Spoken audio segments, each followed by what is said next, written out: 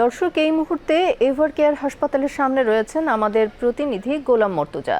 BNP chairperson Begum Khaleda জিয়ার শারীরিক অবস্থার সর্বশেষ খবর জানাতে তিনি এখন আমাদের সাথে সরাসরি যুক্ত হচ্ছেন। ধন্যবাদ বুশরা। আপনার মাধ্যমে দর্শকদেরকে জানিয়ে দিতে চাই, 2 সপ্তাহেরও বেশি সময় হলো বিএনপি চেয়ারপারসন বেগম খালেদা জিয়া কিন্তু চিকিৎসাধীন রয়েছেন এভার কেয়ার হসপিটালে। 23 নভেম্বর দিবাগত রাতে তাকে হাসপাতালে ভর্তি করা হয় এবং তারপরেই কিন্তু তার চিকিৎসা শুরু হয়। শারীরিক নানান জটিলতা নিয়ে কিন্তু তিনি এখানে চিকিৎসা গ্রহণ করা শুরু করেন এবং তার জন্য যেই নিয়োজিত মেডিকেল বোর্ডটি, সেখানে কিন্তু দেশি এবং বিদেশি যে চিকিৎসকরা রয়েছেন তারা নিবিড়ভাবে তাকে পর্যবেক্ষণ করছেন।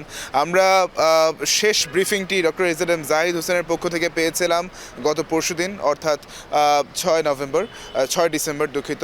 এবং সেই ব্রিফিংয়ে কিন্তু আমরা জানতে পারি যে বেগম খালেদা জিয়াকে যুক্তরাজ্যে উন্নত চিকিৎসার জন্য নিয়ে যাওয়ার জন্য যেই জিনিসটা আসলে প্রয়োজন, সেটি মূলত তার যে শারীরিক অবস্থা বা শারীরিক যে পরিস্থিতি, সেটি আসলে অনুকূলে থাকতে হবে এবং মেডিকেল বোর্ডের যে সিদ্ধান্ত, সেটি মূলত প্রয়োজন।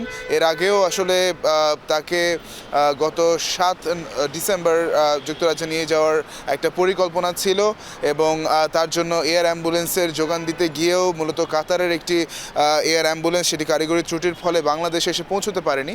এবং পরবর্তীতে বেগম খালেদা জিয়ার যে শারীরিক পরিস্থিতি, তার মেডিকেল বোর্ড কিন্তু আমাদেরকে ডক্টর এজেএম জাহিদ হোসেনের মাধ্যমে আমরা জানতে পারি, তার মেডিকেল বোর্ড যে সিদ্ধান্তটি দিয়েছে যে তার শারীরিক অবস্থা আসলে যখনই এই যাত্রার জন্য অনুকূল হবে, ঠিক সেই সময় আসলে তাকে নিয়ে যাওয়া হবে। তবে তার এই শারীরিক অবস্থা কিন্তু পর্যবেক্ষণের জন্য একদম আমরা যতটুকু জানতে পেরেছি যে নিয়মিতভাবে বিএনপির ভারপ্রাপ্ত চেয়ারম্যান জনাব তারেক রহমান, তিনি কিন্তু আসলে সংযুক্ত রয়েছেন, সবসময় তিনি আসলে খোঁজ খবর রাখছেন।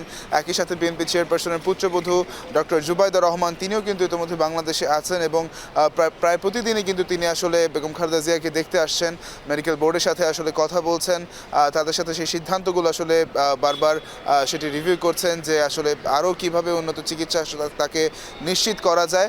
তো আমার কাছে এই ছিল এভার কেয়ার হাসপাতালের সামনে সর্বশেষ।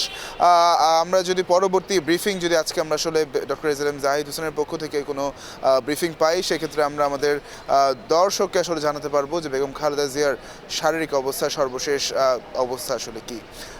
ধন্যবাদ বুশরা। এভার কেয়ার হাসপাতাল থেকে গোলাম মর্তুজা।